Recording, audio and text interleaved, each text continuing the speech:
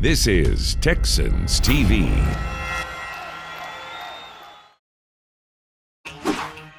Charles Omenihu gets crafty this offseason with his moves. Yep. There you go. And we go virtual with the Houston Texans Kickoff Luncheon. Texans 360 starts now. We are ready to rock in Houston. Lock and roll. Touchdown, Texans.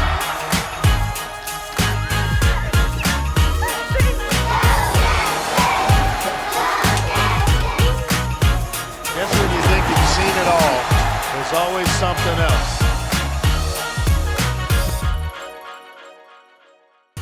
Welcome into Texans 360. I'm your host, Deepi Sidhu, and you know what? Get excited because the NFL season is less than a week away.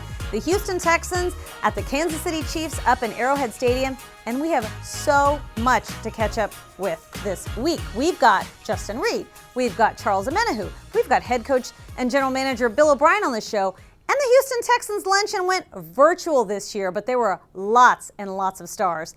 And we've got a star for you to kick off this show. He's been in the NFL for 10 years, but it's his first with the Houston Texans, so there's so much about him we're still getting to know. It's wide receiver Randall Cobb. He sits down with Drew Doherty, who was asking the big, hard questions. Wide receiver Randall Cobb joins us now. Randall, good to see you. As always, welcome again to the Texans. You and I haven't talked on camera yet, so we're really glad you're here. And how are you settling into the offense? Feel pretty good about it. I think the biggest thing is just continuing to get repetition, continue to hear Deshaun in the huddle, and picking up on his cues and just getting out there and going to work. How much fun is it actually? Because we hear how this time of year can be a grind. We hear how it can be tough, but are you having some fun? Yeah, definitely. I think just having the challenge of learning the new offense and picking up what we're trying to accomplish here. So I think that it's just a new challenge, and obviously have a little bit of normalcy that we haven't had here in the past few months. So it's nice to get back on the field and be able to run around a little bit and catch some balls and just have fun doing what we love doing. No doubt. Production from the slot receiver spot in this franchise's history has been spotty to almost non-existent. You've got a pretty voluminous past there. You've done some things. What are your strengths, you think, as a slot receiver? First and foremost, I hope we can change that. Yeah. I hope that's something that I can bring to this team. Bring some stability there in the slot and be able to make some things happen. I think if you look over the course of my career, most of my work has come from the slot, and I think that I've got a pretty good experience. If you look at my resume from there, so just being able to take what I've learned and what I've experienced throughout my career and add it into this offense and be able to help Deshaun with understanding what I'm good at and understanding what he's expecting out of me on certain plays and certain concepts. All right, during the quarantine, the shelter in place, whatever you want to call it, what did you binge on? Any TV shows or anything you binged on? Let's see. When it first started, so that's back in March, me and my wife binged, what was that show? The Love is Blind on Netflix. Oh, yeah. Wasn't that good? That was pretty bad. That was wild, yeah. Yeah, it was, you don't want to watch it. It was bad TV, but we enjoyed it. Let's see. We went back. We watched Friday Night Lights all the way through. Texas Forever 6, gotta give that shout out. Clear eyes, full hearts, right? Exactly. We love, but that's one thing we do love. Me and my wife, we try to get in the show at night. Try to watch a series right now. We're in Yellowstone.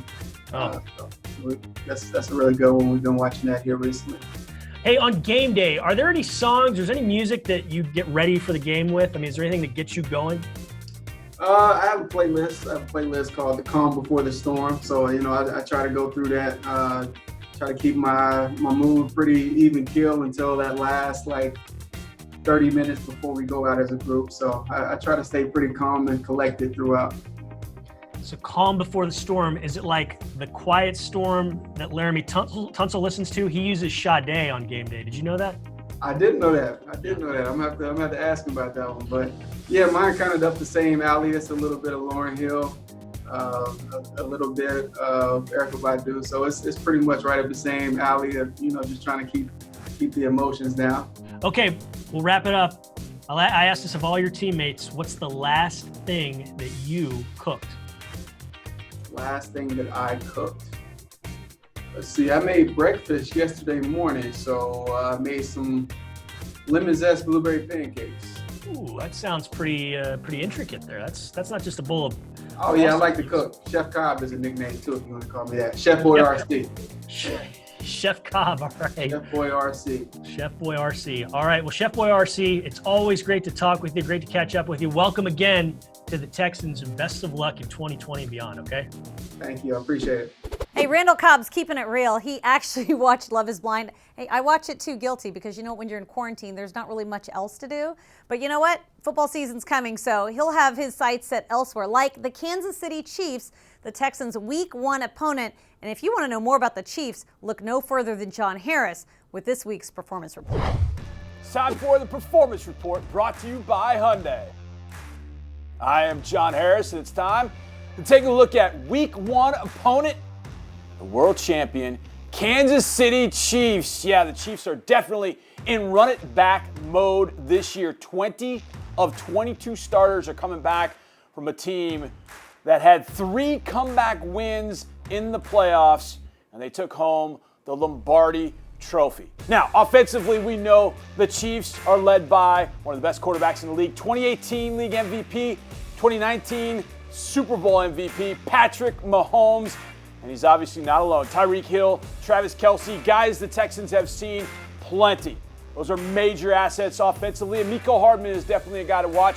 And through the draft, the Chiefs added running back Clyde Edwards-Helaire. Most often compared to Brian Westbrook, oh boy, a guy that Andy Reid coached when he was with Philadelphia. Now, the offensive line still has a few spots to fill, especially on the interior.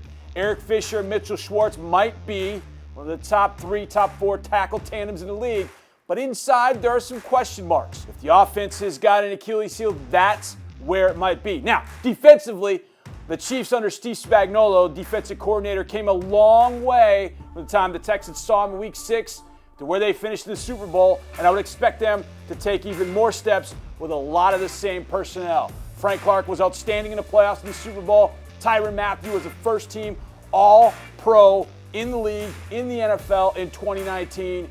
And Juan Thornhill at safety, who I think has got a bright future, will be coming back off of an injury. Chris Jones returns in the middle. This might be the best Chiefs defense we've seen in quite some time. However, the corners, I still think there are some problems there, even though there's experience. They lost Kyle Fuller in the back end, which I think could hurt them in their sub-package situations. And linebackers, good. They've got some youth and some athleticism, but some question marks behind the 2 starters, Damian Wilson and Anthony Hitchens, in Dorian O'Daniel, and the rookie from Mississippi State, Willie Gay Jr.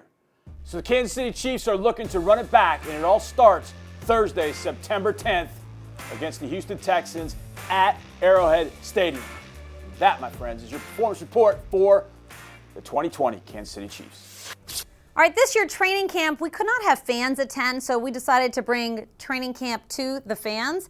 And how did we do that? Well, Houston Texans players, as they're walking off the practice field this year, they participated in something that we like to call virtual circles. Take a look. Man, what you got going? Guys, we got Darren Fells over here. Right, there's JJ. Okay. Hey. How we doing? How was practice today, fellas? It's good. It was hot. What's up, Cecil? Good. How's it going? Yes.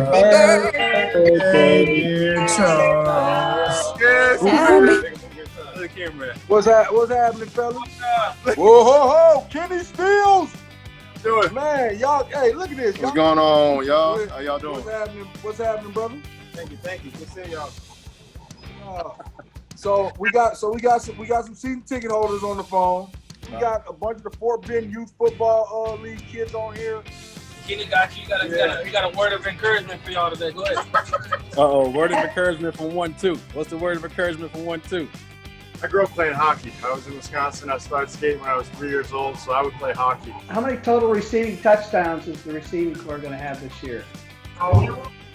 Gotta ask C4 that one. Yeah. Compliment it takes to win.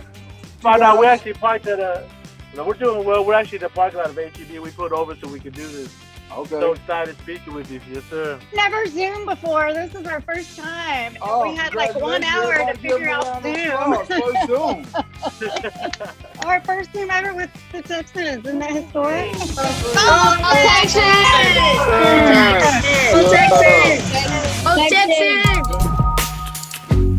We catch up with second-year defensive lineman Charles Omenihu. That's next on Texans 360.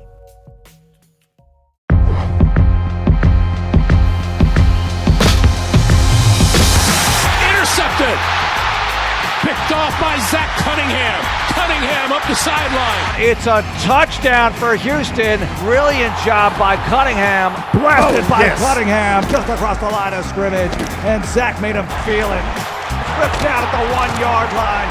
Zach Cunningham with the hit. When they got word back that we finally got the deal done, I was just very excited. They believe in me, believe what I can do for the program. And the sentiment's the same for me. I believe that I have a lot to give to the program. Love watching those Zach Cunningham highlights, and you know what? You're going to get to watch them for many, many more years because he signed another contract extension, and it seems like just yesterday the Texans drafted Cunningham with their second-round pick back in 2017, a draft that we will all always remember. All right, here's a guy who wants to be memorable too. It's year 2 for him, Charles Omenihu. He's been working on his craft. I had a chance to catch up with him and see how his offseason went. Take a look. Joining me today on the Deep Slant presented by Xfinity, one-on-one, we've got defensive end Charles Omenihu, fresh off the practice field. Charles, how's it going? You finally got to put on the pads. What's it been like for you? It's been good. Coming into my second year, kind of understanding how things go. It's just getting yourself back in motion, getting your technique right, going against a guy that's just as formal as you. That's been the biggest thing for me, is just seeing how I do again against guys, perfecting my technique and trying to tweak the little things here and there that I need to do to be ready for the game. So my offseason goals are really just to kind of self-reflect on last year. I had a lot of opportunities that I kind of missed as far as sacks, so I wanted to see what it was, what the reasoning was. With doing that, I've really seen that as a lot of my technique. I try to figure out a way, how can I perfect my technique? And good things happen when you just put your head down and want to work at it. And I saw all the social media posts, you and DeMarcus Ware, Cowboys all-time sack leader. You got to work out with him and pick his brain a little bit. What was your biggest takeaway after working with Ware? What did you really gain from him? I just gained a more efficient way of doing things with my hands, kind of just a bigger look at how to pass rush from anywhere on the D-line. He was helping me really rush the center and the guards, and what I'm going to be doing this year.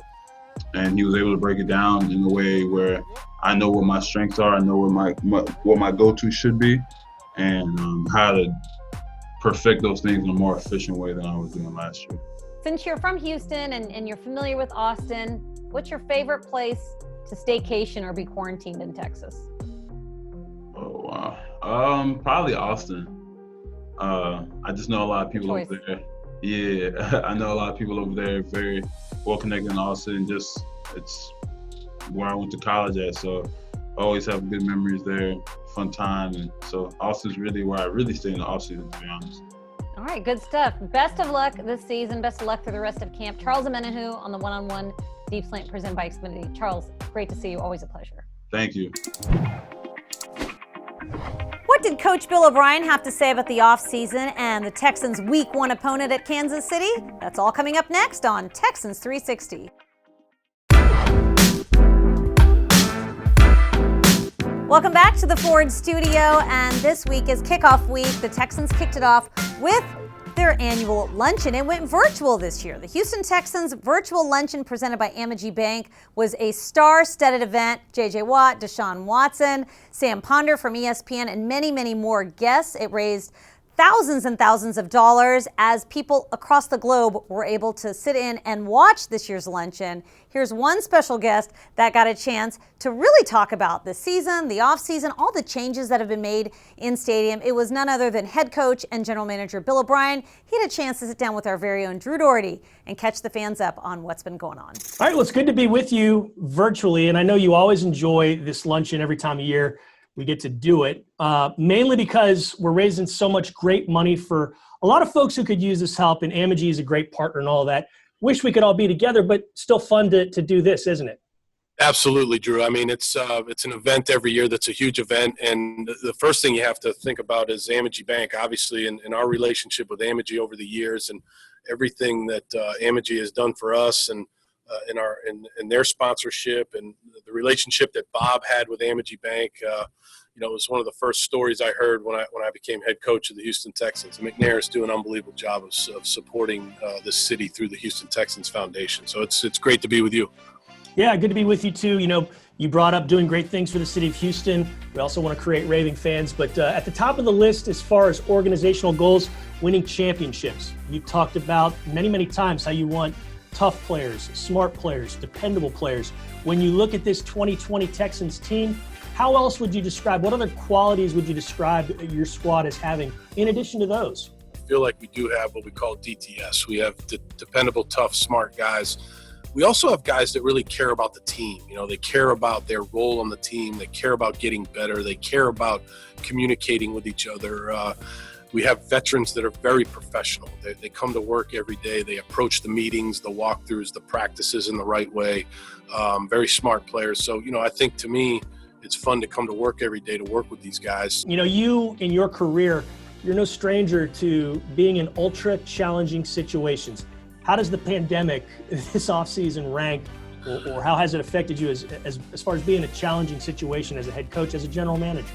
It's definitely, been a challenging time for everyone. I mean, I think when I think about our organization, though, and I think about being in this building right now, and you've seen the changes to this building, I think, number one, you got to think about the McNairs, Janice McNair and Cal McNair and Hannah McNair. And we have a very clean building. We've redone the hallways. We've redone the locker rooms. We have 3 different locker rooms now for the players. We have our cafeteria is different. We're 1 week away from kickoff in Kansas City against the Chiefs. And with all the players I've spoken with this offseason, they all had that game circled. And mainly because the last 3 quarters of when we last saw them, they don't feel we're very representative of who this team is and what they can do. How eager are you to take on those Chiefs?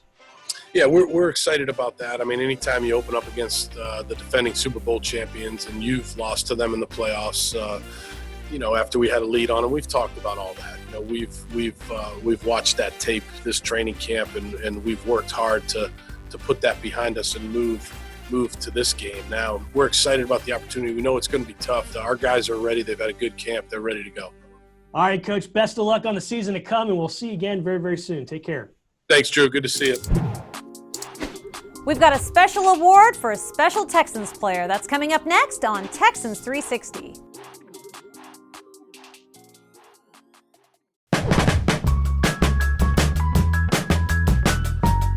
Welcome back for the final segment of Texans 360. Well, one of the fan favorites out here is Justin Reid, third-year safety. He's not only great on the field, he's done so much good off of it too in the community. And he's battled through adversity for all the games that he's played in. He's back, he's healthy. He is now the Texans Spirit of the Bull winner for everything that he's accomplished both on and off the field. Take a look at this week's feature with Justin Reid. Hi everybody, my name is Latrice. You might remember me from last year's Kickoff luncheon. I got to interview some really big Texans players and even challenge them to a sing-off. The reason I wanted to talk to you today is so I can tell you about one of my favorite Texans players. Every year, the Houston Texans Foundation honors the Texans player for their work in the community. They call it the Spirit of the Bull Award. And this year, I am so excited to tell you that the winner is my friend, Justin Reid. If you have spent any time with Justin, like I have, you would know how much he cares about giving back. But I want to tell you a few of the extra special things he has done since joining the Texans in 2018. Justin spends a lot of time with kids. In fact, he decided to partner with Candlelighters, an organization for kids battling childhood cancer, to give them a really cool experience like Texans tickets, pregame access to the Players Tunnel, and even introducing some of his new friends to his teammates. He also spends a lot of time visiting the kids in the hospital and surprising them for events. Something else that is really cool is what Justin started last year called Justin's Thanksgiving Grocery Grab. He found kids from Big Brothers Big Sisters and took them on a huge shopping spree for the holidays. He even spent hours with them at the store, helping them find exactly what they needed. The sweetest thing was when he surprised everyone with his homemade cookies. Just a couple of months ago, Justin donated tablets to local medical students, which I can tell you is very important while we all have been doing school from home. As you can tell, Justin isn't just really good at playing football, he cares about people. Even a kid from the Allen Parkway Boys and Girls Club, like me. At our club, we talk a lot about being kind, doing the right thing, and giving back. And that's why I think Justin is so deserving of this award. Please join me in celebrating the 10th annual Spirit of the Bull Award winner and my friend, Justin Reid. Wow, this is awesome. You know, it's an honor, it's a privilege to be receiving the Spirit of the Bull Award. You know, it's been a big deal to me ever since I was growing up to always be helpful to others and give back to the community, and that's been big for me ever since I've been in the league. I want to give a special thank you to the McNair family.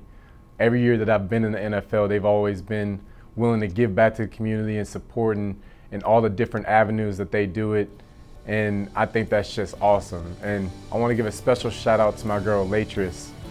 You're a very special kid.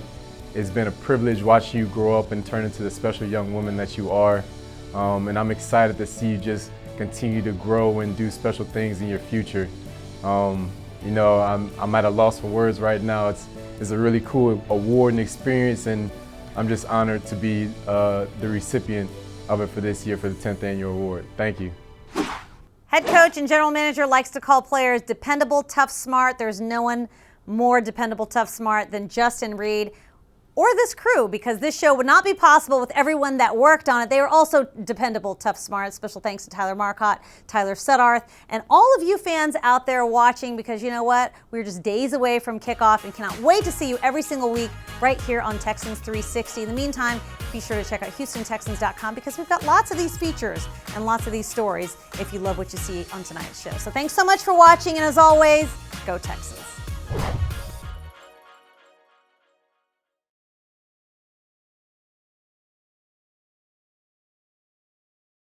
Thanks for watching. Subscribe to our channel and ring the bell to know when we post new content.